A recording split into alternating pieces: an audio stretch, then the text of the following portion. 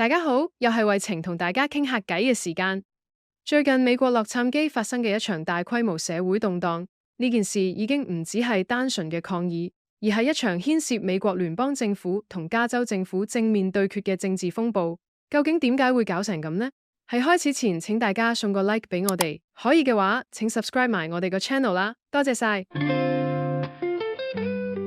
要講洛杉磯今次件事，就要由美國移民及海關執法局簡稱 ICE 喺2025年6月6號同7號突擊洛杉磯多個區域，包括時裝區、服務廠，甚至小學附近，拘捕咗118個非法移民。大家知唔知呢啲突擊行動係 ICE 嘅慣常手法？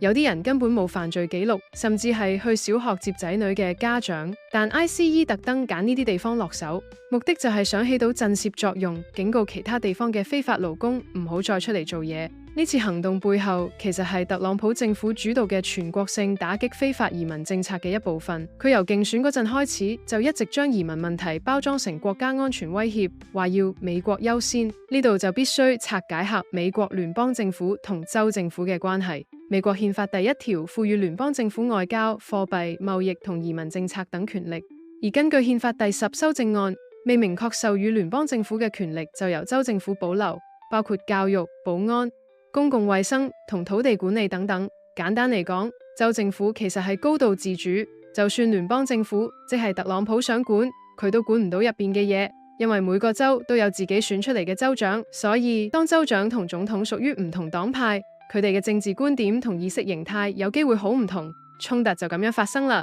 而洛杉磯呢個地方呢，位於美國西岸嘅加州，根據2024年統計，大約有120萬非法移民，佔當地總人口大約1成，其中拉丁裔佔高達7成。點解會有咁多非法移民會去美國呢？好簡單，就係為咗錢咯。簡單嚟講就係打黑工，佢哋多數從事餐飲業、建築業、清潔等比較低端嘅工種。但係加州相對其他州份算係富裕，本地人唔係咁願意做呢啲工，所以非法移民就填補咗呢啲空缺，甚至貢獻咗洛杉磯 GDP 成7%。呢啲工長期處於法律灰色地帶，冇得享受醫療、教育等公共服務，仲可能因為身份被遣返甚至監禁。咁點解仲有咁多非法移民去加州呢？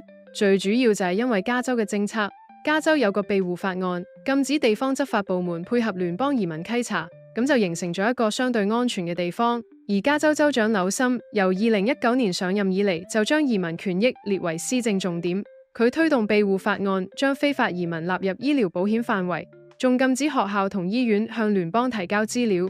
簡單嚟講，就係特朗普嘅聯邦政府同加州政府，大家對於非法移民嘅立場係南轅北轍，所以形成咗你唔妥我，我唔妥你嘅形勢。特朗普係極右派主義，反對非法移民。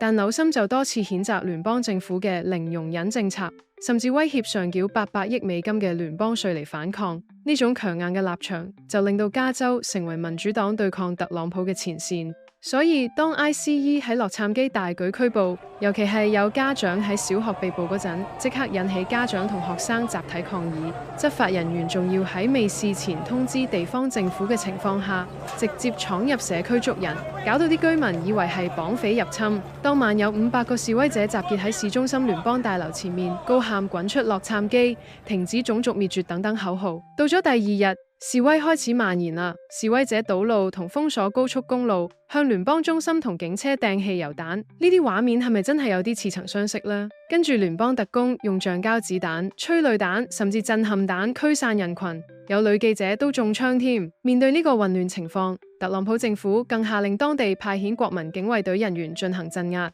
呢個舉動係足足60年嚟總統首次繞過州長採取呢一類行動。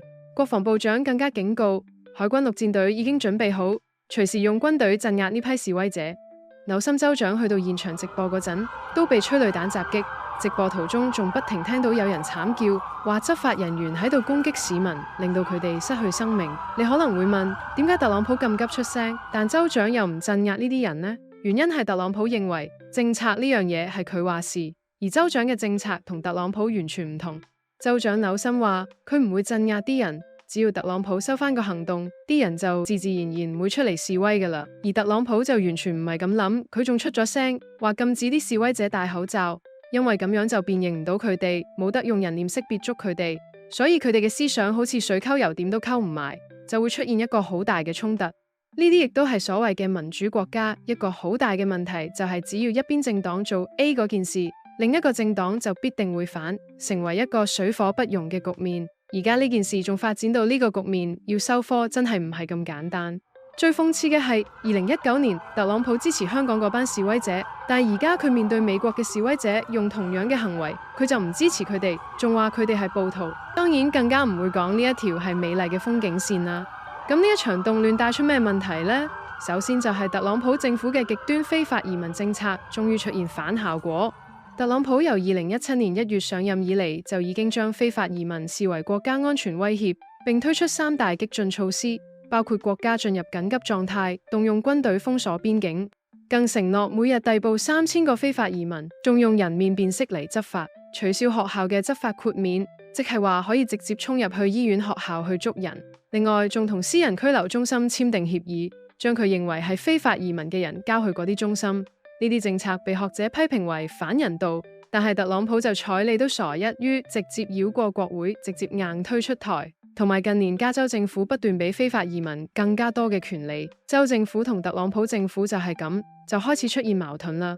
特朗普呢個行動亦都令洛杉磯面對一個非常大嘅經濟問題。頭先都講咗，洛杉磯嘅非法移民佔超過1成，你唔好睇只係得1成。冇咗呢1成，支撐整個服務業同農產業等勞力密集型產業。如果真係驅逐佢哋走，會令勞動力即刻下降，冇咗勞動力，產品價格自然會貴。大家都知加州本身物價已經係好高㗎喇，再加埋內憂外患，自然令到加州物價再度提高，民生一定受影響。喺呢件事上面，我唔覺得係啲咩民生或經濟原因，我相信都係政治嘅原因居多啦。因為加州州長紐森被譽為係民主黨嘅政治明星，隨時有機會問鼎下屆總統寶座。正因為咁，近年特朗普多次涉嫌針對佢。你可能話特朗普都已經第2個任期啦，都冇得再做總統啦，點會咁樣搞呢？大家唔好唔記得特朗普之前講過話，希望可以改憲法，成為全宇宙第1任永續總統。而紐森呢個佢心目中嘅眼中釘，係佢成為特朗普宇宙大王嘅一大阻力。加上美國中期選舉就快到，加劇咗美國嘅矛盾。特朗普將非法移民嘅問題包裝為一種法律與秩序，更加能夠鞏固嗰啲保守派嘅選民。特朗普出兵呢個行為，被認為係深化同掃佢本身嘅強人形象。而民主黨呢，就希望用人權嚟反擊。特朗普將動亂歸於聯邦法律嘅執法不力。而民主黨就批評特朗普嘅種族清洗論進一步撕裂同激化對立。喺社交媒體上，甚至開始有人講到有關內戰嘅字眼啦。我相信呢個狀態已經係突破咗一個國家嘅底線啦。極右組織同極左組織喺街頭對峙，仇恨轉化為現實嘅暴力，真係唔知會唔會嚟緊出現大型嘅武力衝突同埋社會動亂。所以話呢場動亂，我唔覺得係個別政策、個別事件引起嘅。其實係美國咁多年左右翼對立，加埋州政府同聯邦政府嘅權力鬥爭，再加上特朗普本身同民主黨部分人嘅政治意識形態分歧所產生嘅結果。呢次洛杉磯動亂亦證明咗有啲嘢係唔係咁容易搞得掂嘅。上次美國大學嗰啲示威好快搞掂，係因為大學有金主，所以先可以咁高速解決到。題外話，佢哋講外國乜嘢都講得好自由，其實如果真係咁自由，我就唔會講金主，我直頭講埋嗰個名出嚟。但係其實呢個世界任何一個地方都係唔會任你講嘢，只係可以喺紅線以內嘅自由。就正如你喺路面揸車，你有自由去周圍揸你中意嘅路，但係絕對唔會俾你鏟上去行人路。分別嘅只係可能有啲路闊同窄啲啫。繼續，所以民主黨、共和黨都必定齊聲反對。但今次只係特朗普話要搞，民主黨其實背後暗地裏撐腰。你借鑒翻2019年發生啲咩，你就知噶啦。喺2019年嘅香港，美國政客話嗰啲暴徒係大勇嘅民主示威者，係一條美麗嘅風景線。而美國國務院更發聲明譴責我哋國家，話我哋好鎮壓自由。不過你睇下而家洛杉磯類似嘅示威行為就被定性為暴徒同叛亂分子。部分美國政客更誇張到揚言要用海軍陸戰隊去鎮壓呢啲民眾，咁真係想問下佢使唔使出埋戰鬥機啊？呢種雙重標準就引發咗國際嘅輿論啦。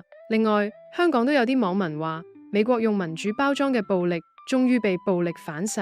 洛杉磯動亂係一個憲政嘅危機。當經濟利益同憲制原則陷入死結嘅時候，暴力似乎成為咗唯一嘅解決方法。聯邦政府同其他州政府嘅權力拉鋸，移民政策工具化，真係唔知個事態再繼續咁發展落去會變成點啦。每次睇到呢啲政治鬥爭搞到民生受影響，就算唔係自己國家發生，都總係帶有一啲苦澀味。